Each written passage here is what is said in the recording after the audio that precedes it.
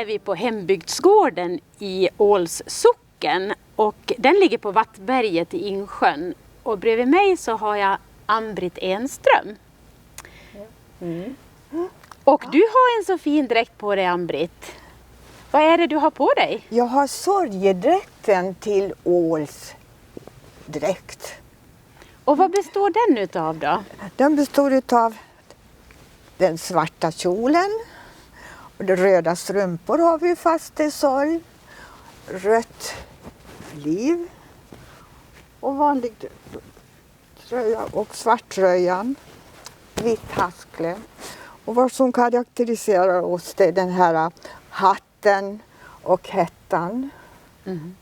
Den är ju väldigt speciell, eran hatt, för att den är stor och vid. Just det, ja. Jag tror nog att ni kanske har den största hatten av alla sockendräkter som jag har stött på i Dalarna. Det stämmer nog, tror jag. Ja. Ja. Nej, det var kvinnans stolthet här i socknen. Och man hade många hettor och det här kallas hatt. Ja. Och den kan variera i olika. Och Mm. Du hade ju med dig, jag tänkte vi skulle kika lite eftersom du berättade att det är så typiskt för ål. Det finns ju många saker som är typiska för ål. Vi har ju lite förkläden här, det ska vi höra mer om sen. Men om vi pratar lite om hattarna. Det tyckte jag var så intressant att du hade med dig också hur hattarna ska ligga. Just det.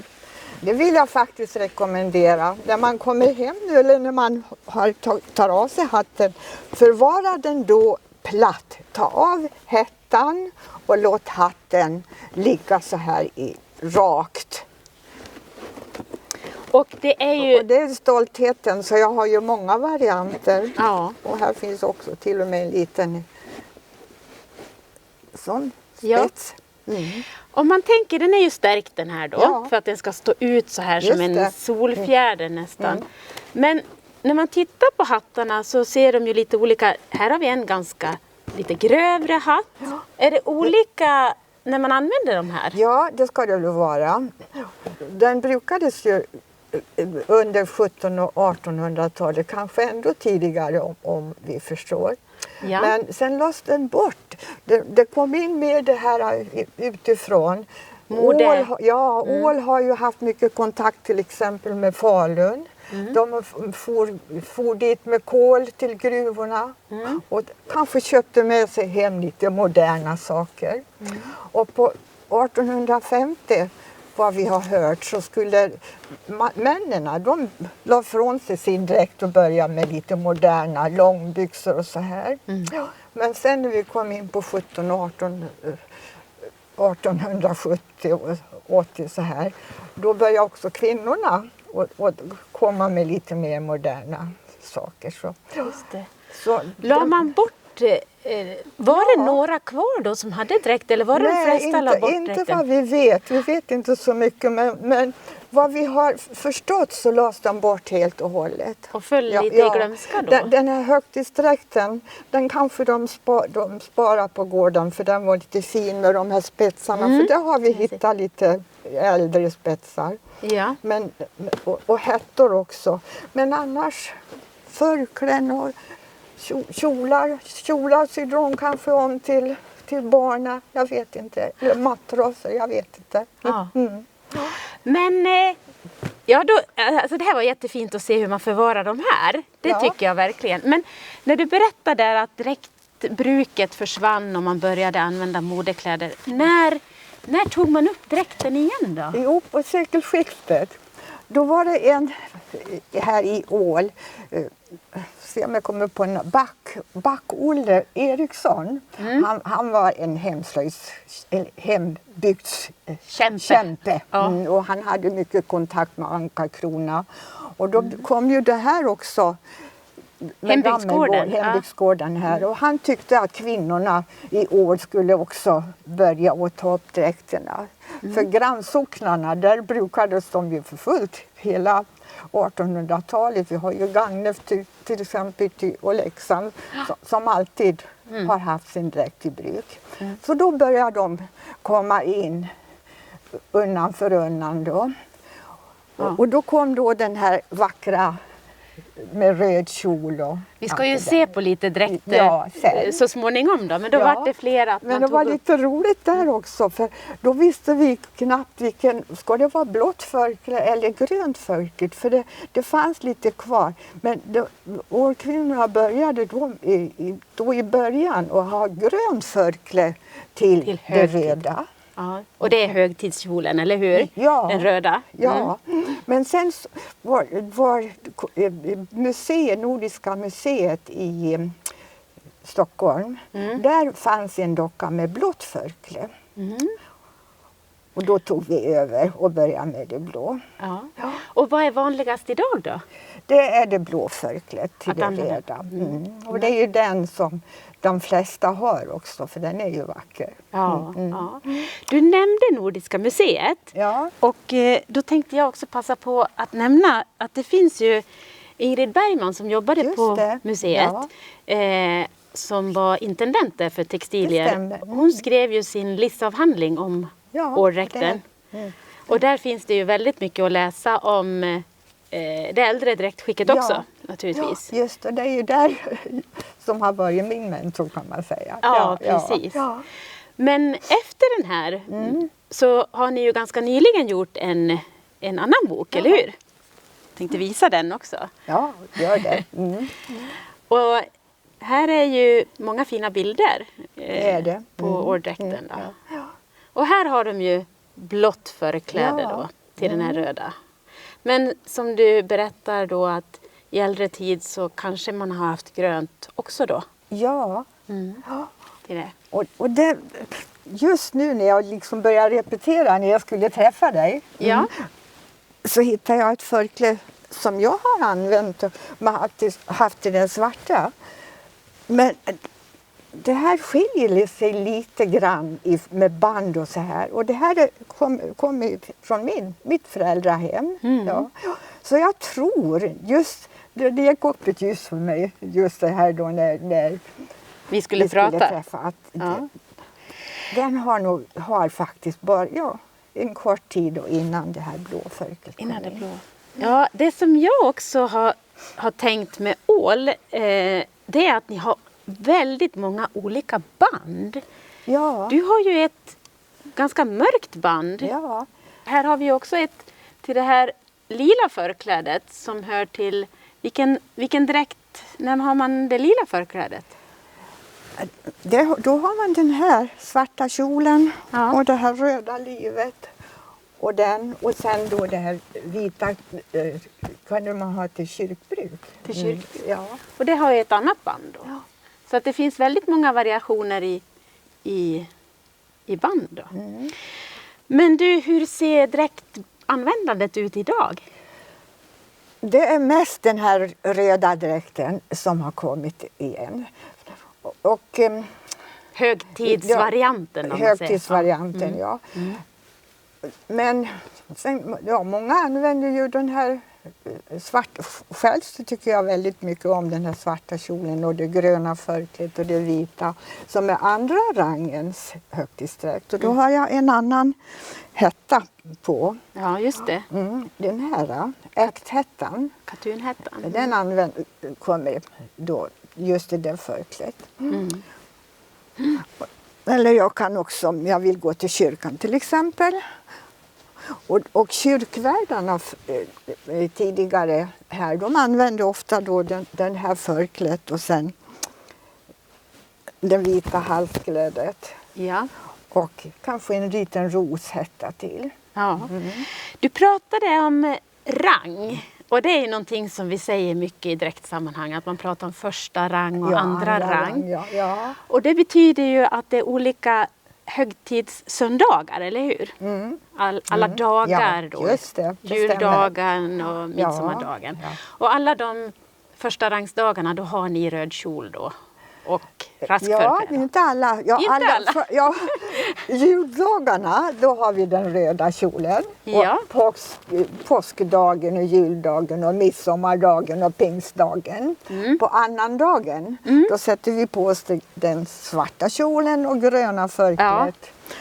Och den vita halsklädet här då. Och den här äkthättan som vi har i kläder. det är andra rangen. Finns det tredje rang också? Det blir väl mer vardagsdräkten då. Då blir det den vardagsdräkten? Ja. Eller kyrkdräkten och vardagsdräkten, men det kommer tidigare. Men om man är nyfiken på att se lite årdräkter, när ska man passa på att komma till Insjön då? För att få se lite varianter? Är det midsommar? Är det midsommar? Ja, eller? Midsommar. Eller också har vi oftast en hembygdsdag då i början på augusti. Ja. Och då brukar vi försöka ha lite olika dräkter. Ja, för att man ska kunna se lite olika varianter. Lite olika, ja.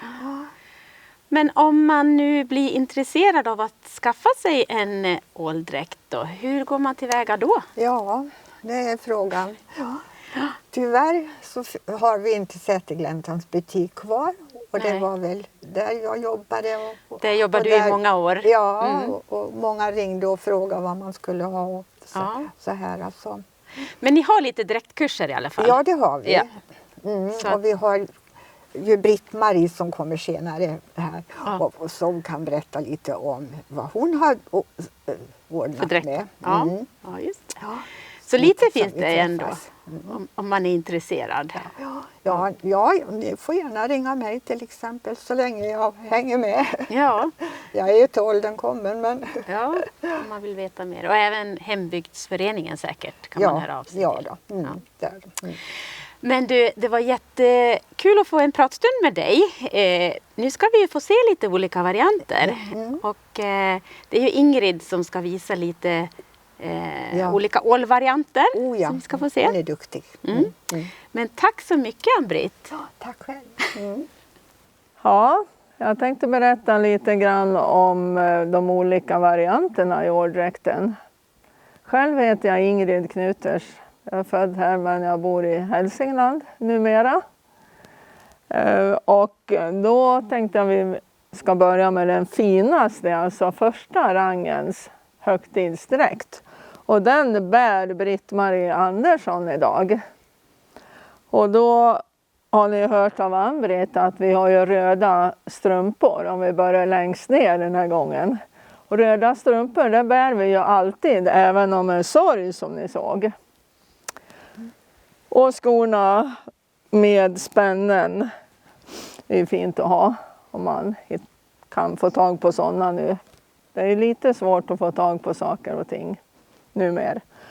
Men Britt-Marie högst upp då, hättan är en sidenhätta om du snurrar lite grann. Och det är sydd med någonting som kallas tambursöm. Och som Ann-Britt berättar så är det ju karaktäristiskt för åldräkten med breda spetsar. Och spetsarna de varierar ju vid olika tillfällen. Så en tunn fin spets till sidenhättan. Sen hoppar vi ner till halsklädet och det kallar vi för stickharskle på ålmor. Och det är broderat med silketråd och ett fritt svartstick. Alltså det är påritat på linnetyget till skillnad från läxan där man räknar trådarna. Sen övden eller överdelen, den kan vara broderad här. Och längst ner har man nuggor, kallas det, en kant här på kvarn eller manschetten. Och så har hon halvhandskar broderad på skinn med silkegarn också. Sen kommer vi till livstycket eller snörlivet som vi säger. Och det är ju randigt med många färger som ni ser. Och det kallades för kalmink för det var ett tyg som vi importerade från Tyskland. Och hon bär också röda kjolen som man bara gör alltså vid första rangens högtidsdräkt. Och ett blått förkläde, raskförkläde. Kjolfickan, det har vi ju alltid och det är densamma var en man bär för variant utav åldräkten. Är man extra fin så kan man ha ett sånt här lösband eller skrytband. Det här är alltså ett löst band man knyter runt midjan. Till skillnad från det här då som sitter i vänster sida som tillhör förklädet. Sen har Ann-Britt pratat om andra rangens högtidsdräkt. Och den var ju med svart kjol och det ett annat livstycke som ser ut så. Och vitt halskläde och grönt förkläde. Jag kan visa hur broderade. Just det. Ja. Det blir skrynkligt nu men. Ja, det blir skrynkligt. Ann-Britt har broderat det här som jag pratade på om Britt-Marie. Just det, och ner till på manschetten säger vi på svenska nu för tiden. Ja. Och då hade man en annan hetta som hon visade på tidigare. En äkta hetta som är sydd av kattunstyg. Ja, och så jag själv då. Jag har en vardagsdräkt. Och då ser ni att det är en annan typ av livstycke. Det är ett grönt. Och jag stoppar min rosharskle som det kallas innanför här och sätter broschen så här. Jag har ett brunt förkläde. Och det fanns ju ett lila också skulle jag kunna variera med. Och det här rosharsklet skulle kunna vara med svart botten. Det kanske passar bättre med det lila förklädet. Sen har jag den här randuhettan som det kallas. Och den vävdes ju hemma i gårdarna. Samtidigt som man vävde det här livstycket så kunde man göra en bit tyg och göra en hetta utav. Och då använder man en grov spets. För allting som är vardag då blir det grövre och grövre. Man tillverkar det mycket hemma. Sen angående livstycken så har vi fått fram ett i skinn.